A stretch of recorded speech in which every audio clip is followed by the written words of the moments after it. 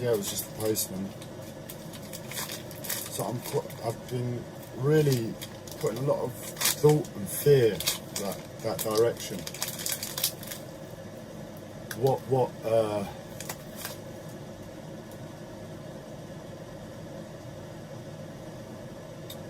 How can I be safe in the long run? That's the ultimate thinking. But to apply the logic that I'm going to do something unhealthy, no, it's not. I'm going to deprive myself of something healthy in the immediate moment, which is within my means, because I fear the day when I don't have.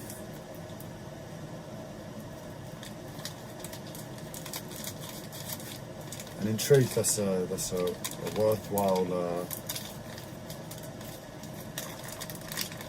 line of thinking. It's what you'd expect, like an old Taoist sage to say. Like, there's that story of I think it's some sort of sage. The man goes to him and the sage goes, "How are you feeling today?" And the man goes, "I'm really happy." And the sage looks at him and goes, "I'm so sorry for you." And another day the man goes to see the sage, and the sage asks, "How are you?" And the man says, "Well, I'm really sad." The sage says, "I'm really happy for you." It's that sort of mentality. Life is about balance. And I can see my line of thinking had a justification with that idea, with that element I've just shared. But it was too far into the paranoia and the fear-based thinking.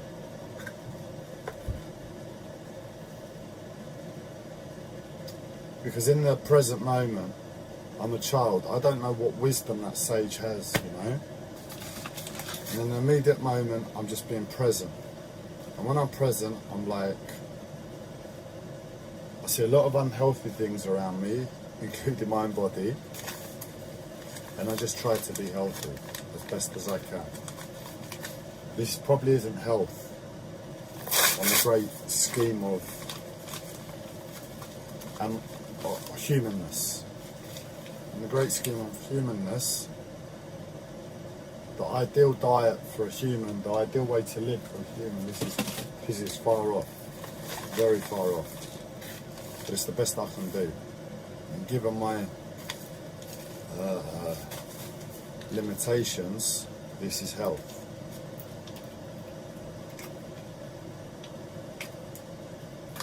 So as I've been speaking now, and I've raised that question, the line of questioning that I've been giving myself of, is it best to just renounce all possessions, all practice, and the ultimate fear of your suffering one day when you find yourself in that place and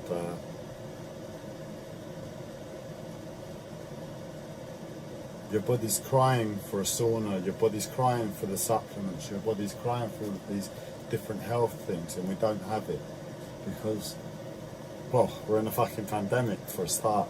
Life is very unpredictable.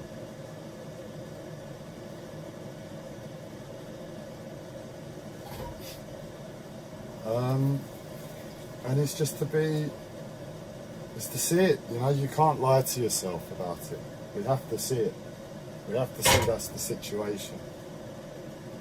And I have to be honest with myself and say, one day very, very soon, I'm 35 now, my body's just started to go. Maybe 40, 41, 42, when whatever problems I have set in. And it's like, it's plateaued for a bit. Any demise to myself. to my health.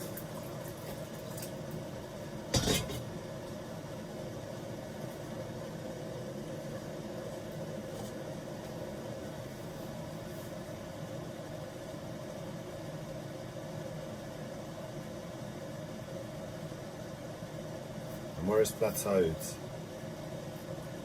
I might find myself, in other words, just at the tip, so as soon as it gets as bad as it's ever going to get, or for the foreseeable future, I might find myself in hospital or something, and the implication of my bad health gets made worse with a course of medication, and it's psychosomatic with me in terms of it's unpleasant. The medication is unpleasant. There's no way to get around it, but my whole life is fighting the medication. So I'm amplifying on just a plain experiential level of how bad it will be. It's not going to be pleasant, but I've done it before, I've got through it, I'm still alive. But just the mentality to see myself, you know, coming down that slope, and 41, 42, I've just been humbled by life in terms of an ignorant perception as a child towards it. But I'll forever be healthy. I never thought about ill health.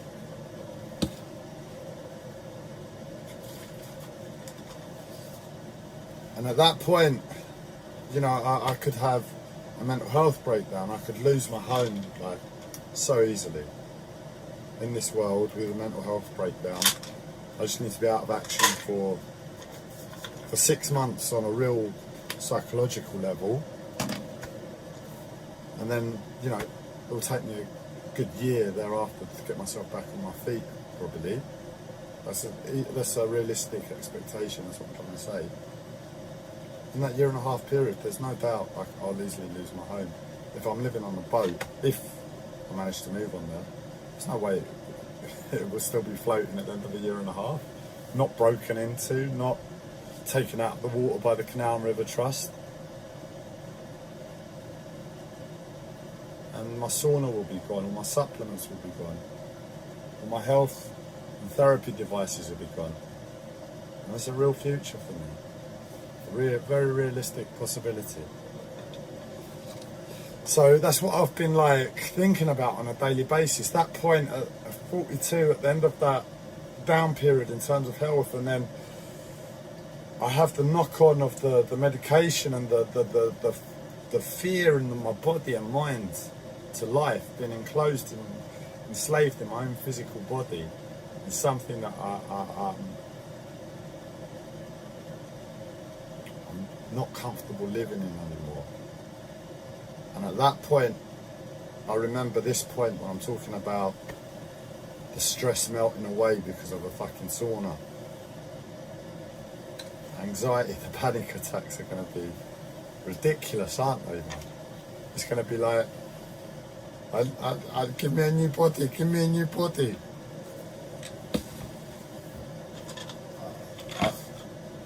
But I stand by and I say, I'm experiencing something on that level now, because here I was up and down in terms of health for years, and then my health has started to dip, and I'm like, yeah, but I'm a alternative therapist, I can get myself back on track, I know this, I know that, I know the other, and it keeps going down. And I'm doing everything I can all the while to diffuse its impact. And I've sort of realised I can't get myself back on track. So whatever is going to happen then, that fear, that mind-numbing fear, terror, I'm experiencing it to some extent, on some level now. So it would be to be honest with myself in the immediate and say, look, I just need to find some balance up here I've taken a dip and I'm realising I'm not going to get back ever. So up here, I just need to do as much as I can to find some sort of balance, just to breathe. And at that point, once I've got a certain foothold in life and the world, I'll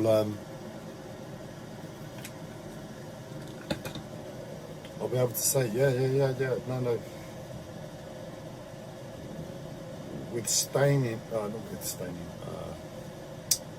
Fasting. It's Yom Kippur or something. I saw it just now on Facebook. James Corden on the Late Late Show in America. He was talking about Yom Kippur, the Jewish. I don't know. It's a Jewish holiday. I don't know anything about it, if I'm honest. But they were talking about reflection and fasting, and that's what it will be. And that's the sort of energy my uncle was trying to communicate to me, I think, on some level. He was like, yeah, Andres, look, this is Qigong, it's helpful. Do your Qigong, do your training, get into your body, know your body. But look at me all the while. In observation to my uncle, he was like, all about training. You know, the man, you could see in his life was training. But rarely did he speak about the times when he would do Qigong at that stage in his life. I mean, he did. I know he was still doing Qigong, at least in bits. And he wasn't doing it to the extent that could have saved his own life. So that could have given him extra health. And I believe he was living to this mindset that it's always going to get worse one day. And that ultimate fear, when it hits you, that, all right, now is the time, I wish I did this for my health and did that for my health, and I've got this regret about my health and other. You're going to wish you did this, that and the other. And that's ultimately my uncle's message. It was like, do your training, know your training, and then train yourself to just accept whatever state you find yourself in thereafter. And do your training again if you need to, for however much you need, but ultimately it's not to be needing to do this perverted creation of humanity called Qigong, this system. What's a fucking system to Shakti? The Shakti energy, the pure wildness, the destructive energy that lies in every human. Here's a system. What do you want me to do with this? Burn it? Rip it to bits? Eat it? Wipe it my bum with it? What do you want me to do with this system? It's illogical to a human body. It will help, but to the body it's illogical.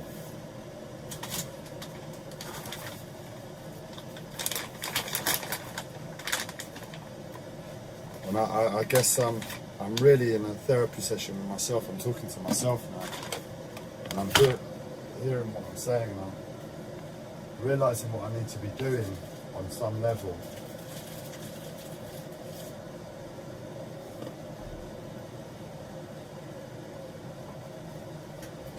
To be kind to myself, to prevent a worse pain in 10 years' time. I mean, that's probably going to happen anyway in 10 years. But to the extent that I can see it's going to be painful, I want to start doing the work for it from now to make it as an easy experience as possible. So yeah, Andres, go and use your sauna. Let that shock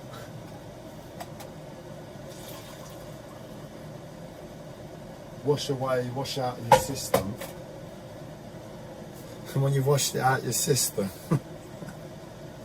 and you can breathe again, realise that, hang on a sec, this ain't where it's at. It's to see in 10 years' time when I'm going to have that bigger shock, and to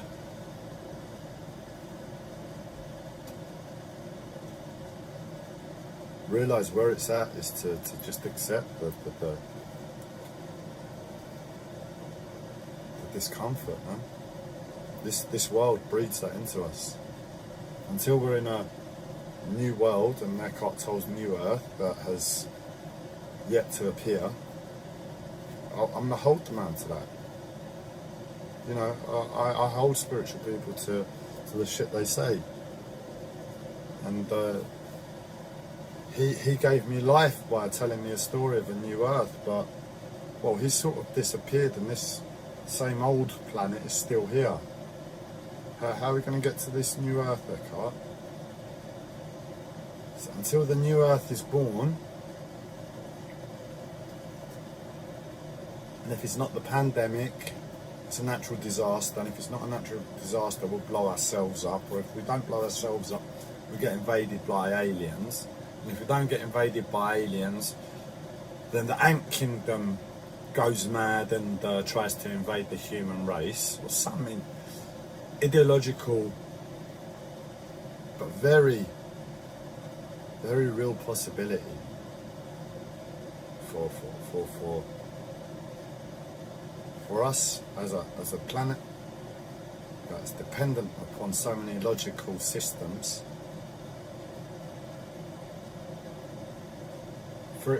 I can't see this world looking like this in 20 years.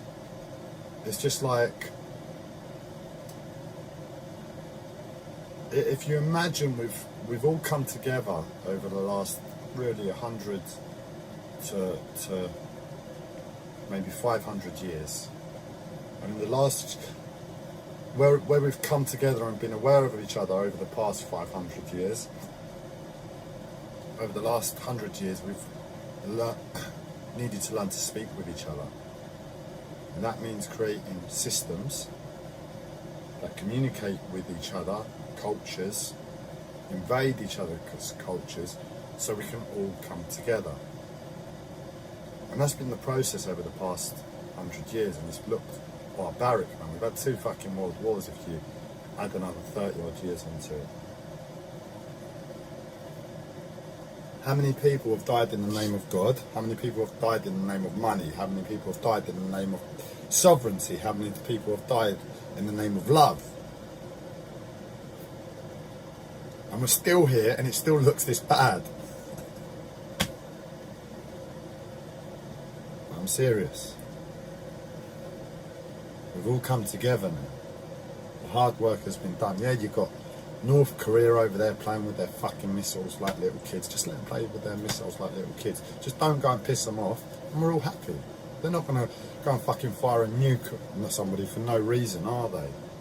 They're not idiots. There's no fear to be had if you don't rock the boat. And at the moment, it doesn't really matter if you've got a cancer in you or not. If you've got love towards the cancer, and you recognise that cancer as part of yourself. The cancer's there, and it's like, I don't know the rest of you. I'm going to hurt you. And you're like, yeah, cancer, just calm down. You take a little bit of a beating from this little thing that's a speck, and that cancer will live with you for the rest of your life, no problem. Like a cold every summer or winter. Yeah, it'll be unpleasant. Yeah, at times it'll be annoying. It's not a big problem. If you have the right relationship to it, you love your cancer. You see it as a part of yourself. And whether it sees itself as a part of you or not, because you know it's in your own fucking body. It's like, all right, cancer, you want to be, who do you want to be today? You want to be Michael Jackson? You want to be Adolf Hitler? Go and play. Where are you? In my body? Okay. It's ridiculous. There's no problem. We've come together as a world now. Capitalism, and I'm sure Lao Tzu would be turning in his grave with this comment, but capitalism is the way, unfortunately. It's just the situation, isn't it? We've come together in a capitalist state. Not that I can imagine communism as much as... Do you know what? I don't know shit about politics. I really have told you before. But in a name, in as much as I know capitalism is a load of shit from experience, and in the name communism, community, it just makes sense that would have been better. But if you look at who was behind it, the Soviet Empire, it was like between a rock and a hard place. Who do you want to win? The Soviet Empire or America? Either way, we're going to lose, and we have lost. I'm sorry, we've lost with capitalism, but we've come together. The hard work has been done. However it would have happened, it would have looked terrible. There would have been death, there would have been this, there would have been that, there would have been the other, but we're together now.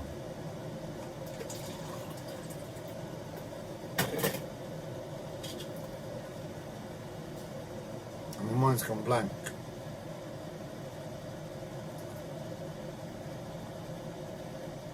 So what were we saying? I really need to allow myself space on live stream to speak, because we're often talking about shock. If any of you have known me from my past, you'd have known I struggle in social situations. I always feel pressured to speak. And I think it was before I started the live streams I found a bit of space in life to just say whatever I needed, and it wasn't a lot. And then I started speaking on live stream, and I was like, actually I can speak. So let's just recap the last few things I said, find that space again, and I'm sure we can continue. So we're talking about the fear I have about supplements. Well, yeah, no, fear I have about supplements to a certain extent.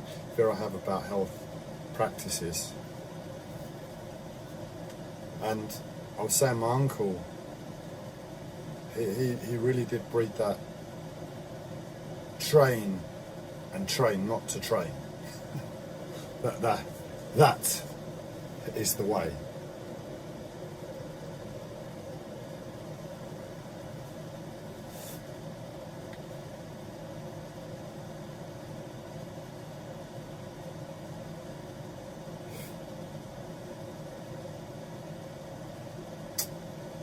So,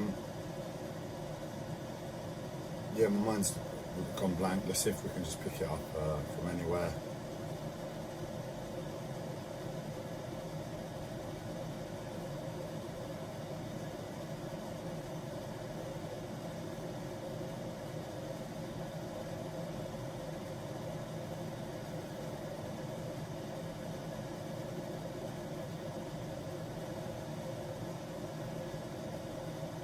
So I'm going to be starting the hard work now of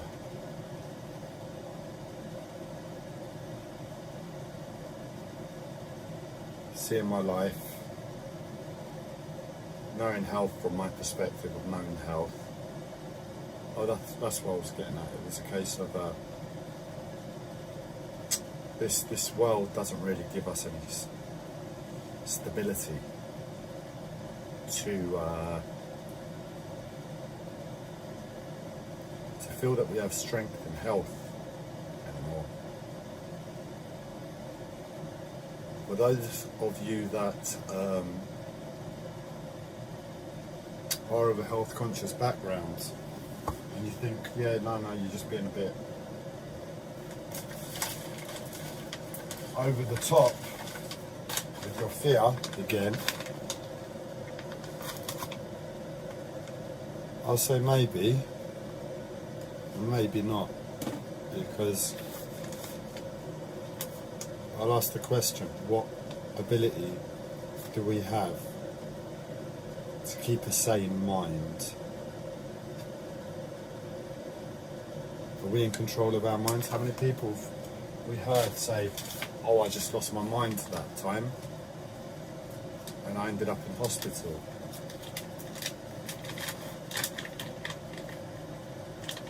Look, I mean, I was going to go off down a road and I was going to paint pictures and ideas of how we could all find ourselves in a position of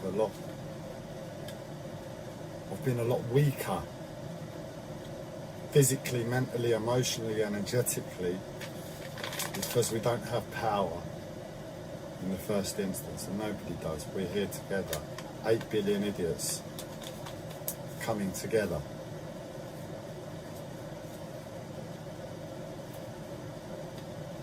And we don't have health.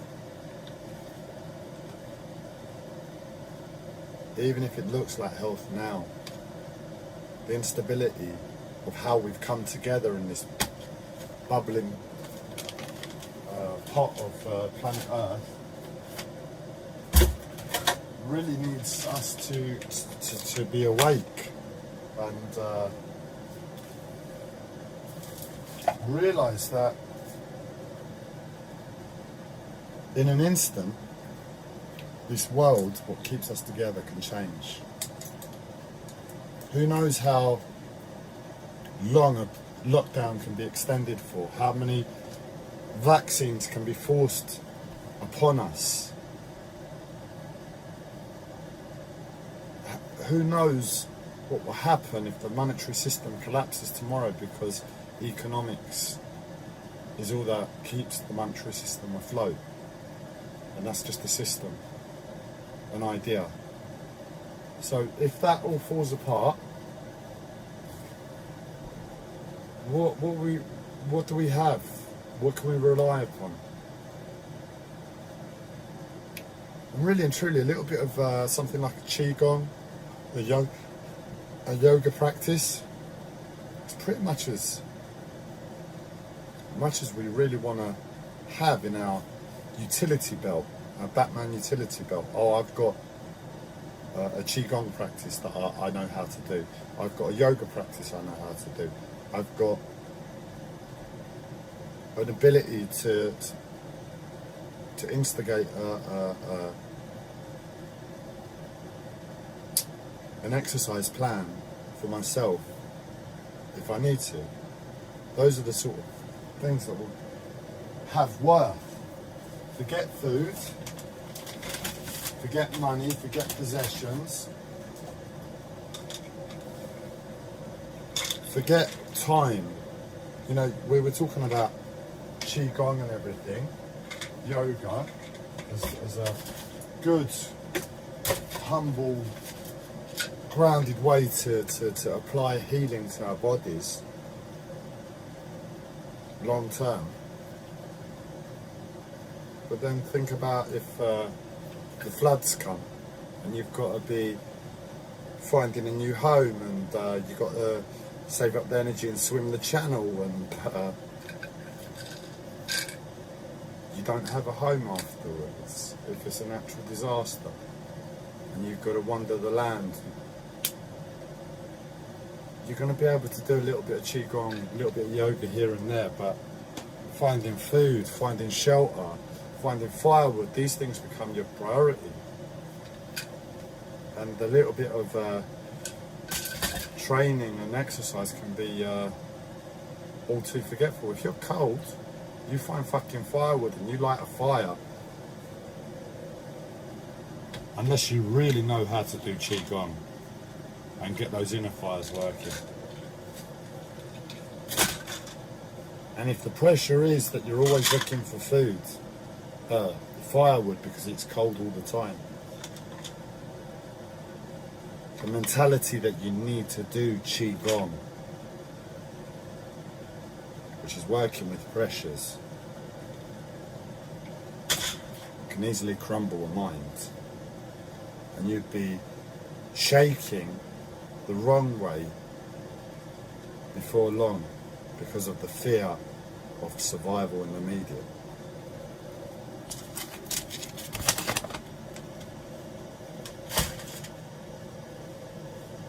So what it's about is well, you could say moderation, but it's beyond that. Moderation is being aware of the outside to know I've got to be moderate.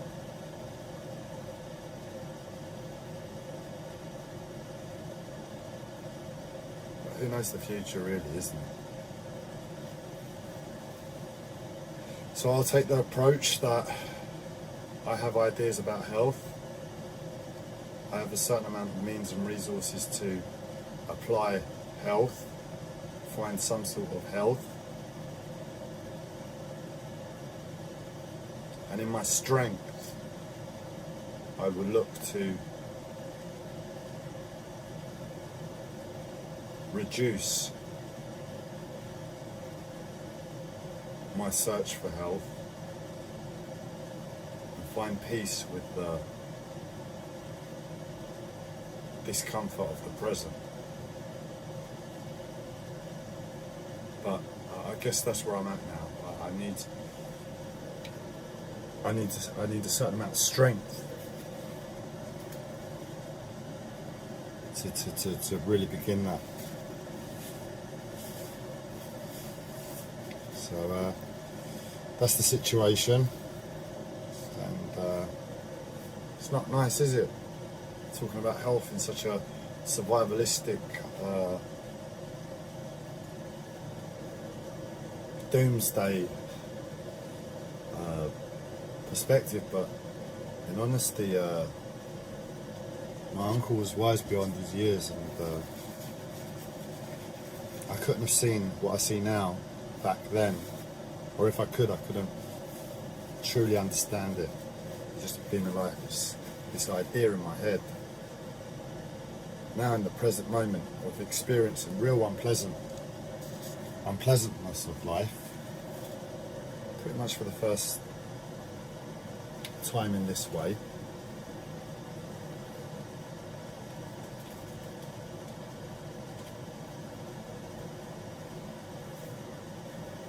I understand my uncle. I understand the way he presented.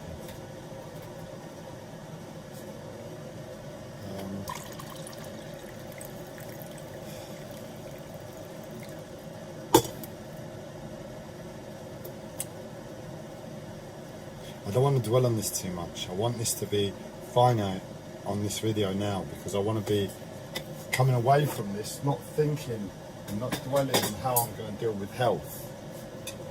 Do I give to myself? Do I not? Blah, blah, blah.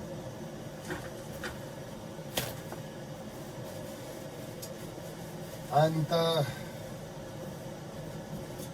I think if I just keep it at that perspective,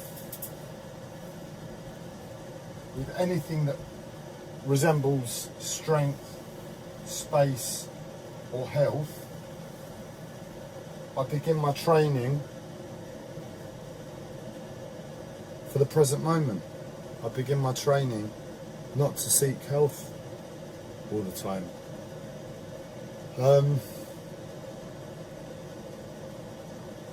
No, I begin my training to elevate my search for health all the time, to become more refined, to become more aware of reality and the outside world.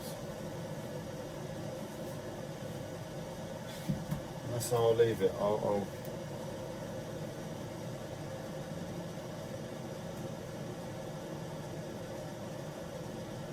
Yeah, thank you for